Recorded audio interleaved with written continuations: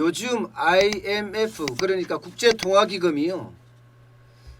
연일 세계 경제에 대해서 경고를 하고 있습니다.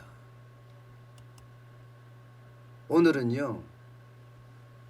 실물과 금융의 괴리가 너무 크다. 이 실물과 경영의 괴리가 커서 자칫 잘못하면 충격이 어마어마하게 다가올 수 있다. 이렇게까지 이야기를 했습니다. 그도 그럴 것이 이 도표를 보면요. 실물과 지금 금융이 따로따로 노는 것은 분명해 보입니다. 보시는 것처럼 미국의 지금 GDP는 계속 떨어지고 있죠. 예. 2019년 1분기부터 보면 계속 떨어집니다. 예. 3.1%, 3.1에서 2.0, 2.1, 2.1로 지금은요. 마이너스 5.0으로까지 지금 떨어진 거예요. 마이너스 5.0으로까지. 반면에 금융은 어때요? 나스닥은 지금 연일 최고치예요. 연일 최고치. 하루도 쉬지 않고 나스닥은 계속해서 지금 올라가고 있습니다. 보시는 것처럼 팬데믹이 심할 때만 지금 떨어졌고요. 나머지는 계속 올라가고 있어요. 사상 최고치라고 이야기할 정도로 지금 올라가고 있거든요. 보시면 다우존스 같은 경우는 지금 올 들어서 사실은 마이너스 9.79%가 됐거든요. 또 마이너스예요. 그런데 나스닥은요. 11.64%까지 올랐어요. 작년 대비해서. 작년 대비해서. 그러니까 제가 봐서는 이게 앞으로도 더 큰 금융과 실물이 어떤 괴리 이 현상이 많이 나지 않을까 이렇게 예상을 하고 있습니다. 그러면서요. IMF는요. 이런 이야기를 했어요. 주요 선진국의 주식과 채권 시장에서 시장 가격과 펀더멘탈에 기초한 밸류에이션 쉽게 말하면 실물이죠. 실물의 차이는 역사적으로 높은 상태다. 이렇게 얘기했어요. 역사적으로 높은 상태다. 금융만 봐서는 지금 코로나19의 팬데믹을 벗어나는 것처럼 보이고 V자로 회복하는 것처럼 보이지만 이것은 가짜다. 진짜가 아니다. 결국 실물 경제에 충격이 오게 되면 이거 언제든지 폭망할 수 있다. 이렇게 경고를 하는 거예요. 지금까지 이렇게 올라간 데는 돈풀기다. 돈풀기. 사실 미국의 연방준비제도 이사회 중앙은행입니다.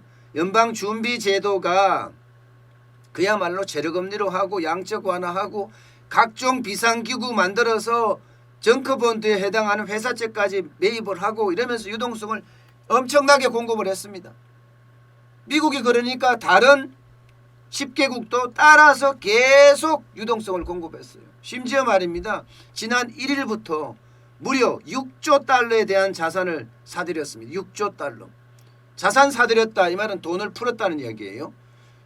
이것은요. 금융위기 때 2008년 금융위기 때 2년 동안 자산을 또 유동성을 공급한 것보다가 지금 2배 규모라고. 2배 규모. 한 배도 아니고 2배 규모예요. 이렇게 되면요. 이게 유동성 장세라는 게 실물에 뒷받침하지 않기 때문에 언제든지 뒤떨어질 수 있다. 이렇게 예상을 하고 있어요. 유동성 장세라는 게 그렇습니다. 그만큼 어렵습니다. 단지 지금 IMF가 보는 것도 코로나 2차 팬데믹에 대한 우려 또 다른 나라들의 어떤 각국의 통화 정책에 대한 변화 그리고 글로벌 무역 전쟁에 대한 변화 이런 것들이 실물 경제가 나빠진다는 어떤 징조가 보이자마자 달라진단 말입니다. 그러면 그때마다 금융시장에는 충격을 줄 수 있다. 이런 이야기까지 나오고 있습니다. 자, 여러분. IMF가 이번에는요. 가장 심각한 예로 펀드를 예를 들었어요. 펀드. 우리가 지금 이야기하는 펀드라는 게 여러 사람 돈을 모아서 돈을 모으잖아요. 모은 돈을 투자해서 이익이 나면 돌려주는 거예요. 여러 사람에게. 이게 펀드예요. 그러니까 간접 투자, 대체 투자 뭐 이렇게 얘기할 수 있는 게 펀드가 대표적인 겁니다. 근데 이 펀드가 전 세계적으로도 수익을 못 낸다는 겁니다. 실물 경제가 다 무너지니까 이 펀드가 투자해서 부동산에 투자하든 정시에 투자하든 국채에 투자하든 아니면 금에 투자하든 원유에 투자하든 이 펀드가 이익을 내야 되는데 이익을 못 내. 실물 경제가 망해져 있으니까 낼 수가 없어요. 그러면 이익금이 없다는 것은 돌려줄 수 없다는 거잖아요. 문제는 수익률을 못 돌려주는 건 당연하지만 더 큰 문제는요. 이 펀드가 적자까지 내고 있어요. 적자까지. 그것도 심각한 적자를 내고 있어요. 예, 심각한 적자를 내면 내가 가지고 있는 자산조차도 지금 까먹는다는 거 아니에요. 그러면 이게 만기가 돼서 환매를 해줘야 되는데 환매를 해줄 돈이 없다. 이렇게까지 나올 수 있잖아요. IMF는 바로 이 부분에 신경을 곤두세웠습니다. 펀드 현상에 지금 이렇게 되면 자산 총액 그냥 모았던 그 자산도 적자가 나서 돈을 못 돌려줄 정도가 되면 실물 경제의 충격이 본격적으로 나타나기 시작하고 이것이 오히려 세계 경제에다가도 충격을 주지 않겠느냐 이런 이야기들을 하고 있어요. 여기에다가 지금 펀드들이 이익을 못 내니까 부동산이 주식시장이 왔다 갔다 하잖아요 지금. 그러니까 오히려 팔자로 나올 가능성도 크다는 거예요. 팔자로 나올 가능성. 그러니 지금 이게 펀드 자산이라는 게 굉장히 위험한 수준으로 가지 않느냐 지금 그렇게 보고 있는데다가요. 또 각국이 똑같은데 미국도 마찬가지 우리나라도 마찬가지 다 각국이 다 마찬가지인데 실업자가 굉장히 많이 늘어납니다.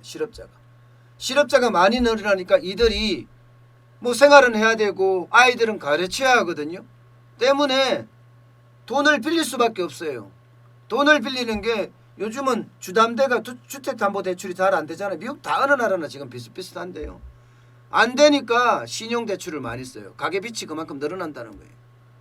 그래서 펀드의 어떤 이 추락과 가계부채의 어떤 폭락이 마주치면은 또 다른 경제위기가 올 수도 있다 하는 이야기까지 지금 IMF는 이야기하고 있습니다.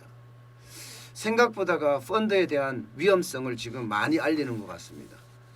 생각보다가 우리나라도 지금 그런 상태잖아요. 그렇기 때문에 이게 여러분 잘 지켜봐야 합니다. 잘 지켜봐야 합니다. 펀드발 위기도 올 수 있다는 걸 지금 이야기하는 거거든요. 대한민국도 펀드가 지금 420조가 넘어요. 420조. 그 정도로 지금 펀드에 투자한 사람들이 많다는 거예요. 여기가 만약에 자꾸 적자를 내고 환매 중단 사태가 자꾸 벌어지잖아요. 그러면 펀드에 가입한 사람들은 뭐 트리거 조항 같은 게 있거든요. 만기가 안 돼서 돌려달라고 할 수도 있다고 합니다. 그럴 경우에 펀드런이 일어날 수도 있는 그런 상황으로 점점 가지 않을까 저는 생각을 합니다.